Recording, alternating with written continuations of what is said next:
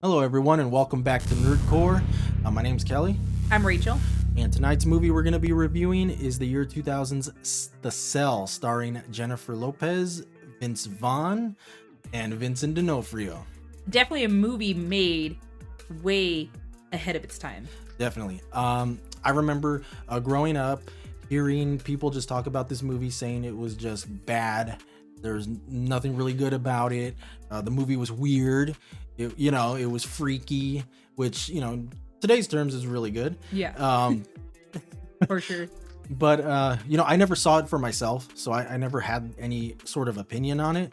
And then late last year, thanks to the beautiful Rachel here, she was like, we're going to watch this. And I was like, okay. I knew he would love it. I'm all like, I can't believe you haven't watched this movie. It's one of my top, probably in my top 5 movies that I really enjoy. It was definitely a movie I just wish that people appreciated it a lot more when it came out. But it wasn't. And I'm hoping that it starts getting better reviews throughout the years. It's definitely a movie made about 20 years ahead of its time. Mm-hmm. And, when I sat down and actually watched it, that was the first thought that came to my mind, was like, this movie would fit a lot better in today's world. Mm-hmm. Today's world, it would probably be, with the advancements of, CGI, acting, even. I feel like the acting was very well, though. It was really well done. I feel like, too, a lot of people give it bad credit because it had Jennifer Lopez in it.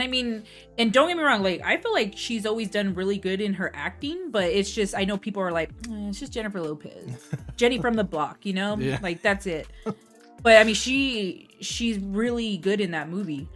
So pretty much the whole plot of the movie is that Jennifer Lopez plays this child psychologist that is doing this new experimental therapy that goes into these fantasy worlds of these patients that are comatose. And the whole plot, the whole twist that ends up happening is that she's approached by the FBI agent that's played by Vince Vaughn. Yeah, Vaughn. Vince Vaughn. But so he approaches her about the serial killer that they end up catching that has been torturing women, catching them, putting them in cells, drowning them. Well, now this man is comatose as well, so she has to go into his nightmarish fantasy world that he lives in and try and gain his trust and figure out where his last victim is being held. And she gets almost so deep into his fantasy world that she starts living it in obviously the virtual reality that it takes place in. Now, going back to the victim, is the killer abducts her and takes her to what is believed to be a water treatment facility, an old one, and he puts her in this cell that's like soundproof and almost indestructible. And what happens is, over the course of 40 hours, water is poured into this cell very, very slowly. So that is how he pretty much tortures it turns victims. On and off every half an hour or hour. Yeah. And pours in maybe a few inches to a foot of water at a time. Right. And it's, you can imagine, just how that makes you feel in that point in time. And this man, he killer, this animal just pretty much gets off on it. Mm-hmm. That's how he gets his jollies, is that he definitely does. Yeah, that is part of one of the scenes. Yeah, that's pretty much one of the scenes. But I kind of was like when I saw that, it was, but that just goes to show just how depraved this individual was in this movie. And so I guess we could go into maybe the costume design. Ooh, the costumes. The costumes, oh my god, I am so in love with the whole, just this fantasy nightmarish dream world costumes that were in it, right. And even with Jennifer Lopez, once she gets trapped in his world, once she becomes a little bit of she starts becoming indoctrinated, she becomes his slave too. and it's just like it's so like it was definitely ahead of its time on everything, like the costumes, the whole storyline. Like, don't get me wrong, like the storyline has that little that slightness of Silence of the Lamb, Right. like it definitely does, with the whole like kidnapping and torturing and getting off on the torture of women. Yeah, the depravity of the individual. It's visceral, and you can definitely tell that it was very influenced by Silence of the Lambs. Yes. Now the what I really liked were actually Vincent D'Onofrio's how he imagined himself as this king in his own world. And the makeup and the costume design that they did for him as well was just, to me, it was just like, holy moly. Like it was really well done in my opinion, his costume design. But I cannot it's his acting too. How he was able to act like that was insanely amazing. The way he was, the way he talked, his movements, and the way he looked at Jennifer Lopez and his younger self was just insane. Like, it was just very well done, top-notch acting. Vincent D'Onofrio is a great actor, in any role, but definitely this one he really gave it his all, just like he does in all his other roles, pretty much. Yes. And can't compliment that man enough on his acting. All right, so now we're gonna move on to the likes and dislikes of the movie, what we enjoyed and what we may not have enjoyed. I'm gonna go ahead and give it to Rachel for this one. To be honest, like, I don't even know where to even start on saying dislikes about that movie, because I loved everything about that movie.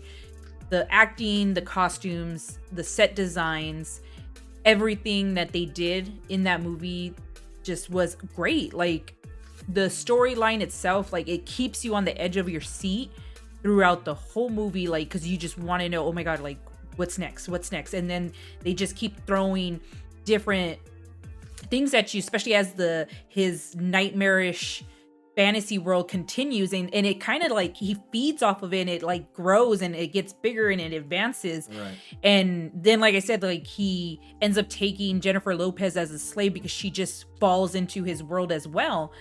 So I mean, like, it's just I have no dislikes at all for that movie. Like, there's nothing. Well, on my end, once Jennifer Lopez's character falls into Vincent D'Onofrio's mind, or his subconscious, I have to give it to the set designers for his that actually designed his mind, so to speak.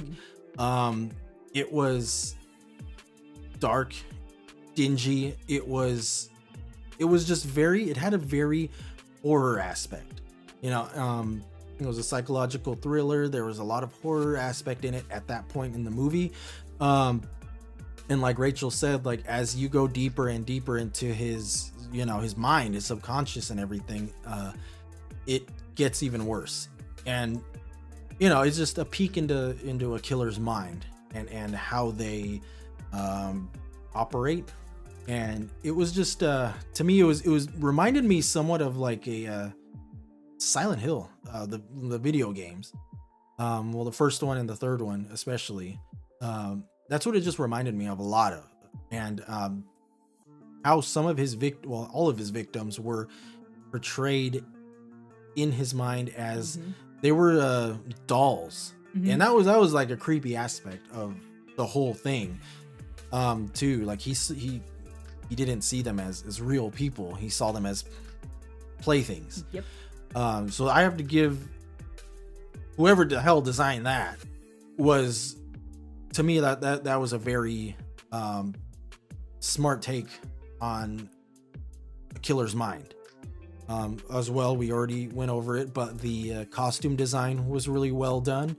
And honestly, I didn't really find much to dislike about the movie.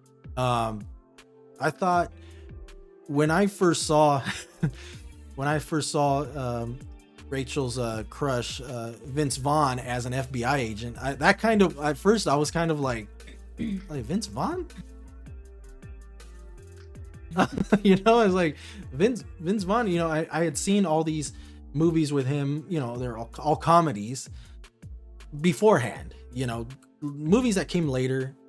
And then I see this movie and it's Vince Vaughn as this hard-boiled FBI agent, and it was just kind of threw me for a loop at first, but then as the movie went on and then as you see him progress and kind of develop as a character, it was like, okay, oh yeah, they did good.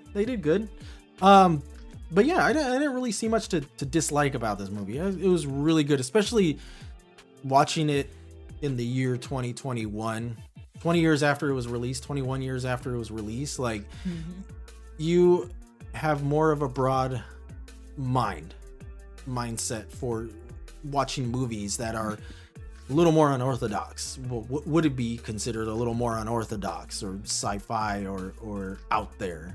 And it was really well done.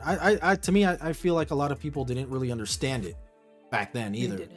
And hopefully, I'm sure it's got itself a cult following, and I know I'm one of them. Now is Kelly.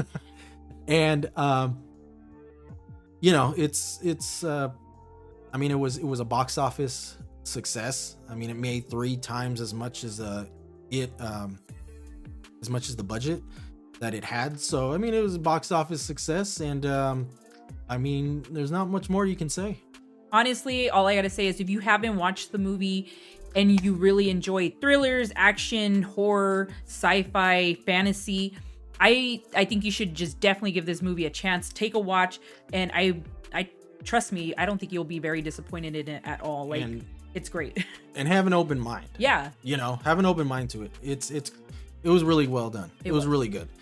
But that's it. I mean, that's it for us tonight. Thank you for joining us, and we'll be back. We'll be back with more reviews later on in the weeks to come. So please subscribe to our channel and tell your friends. Tell your friends. Tell your friends. We're just not a bunch, but 2 people that just enjoy movies and just want to put our opinions out there in our reviews, and maybe hopefully get people to branch out and watch something that they haven't watched before, because I do like doing movies that are definitely underrated, underappreciated, and I feel like for sure the Sao is definitely underappreciated, underrated. Like, you need to watch it if you haven't, and you saw it like back in the days and you're like, like, trust me, you won't be disappointed with this movie.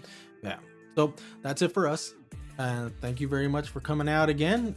You can actually catch me on Twitch, K the Berserker, twitch.tv/K the Berserker. I'll be playing Hunt Showdown and maybe a few other games throughout the weeks. Come on in, join, follow, and see you guys again.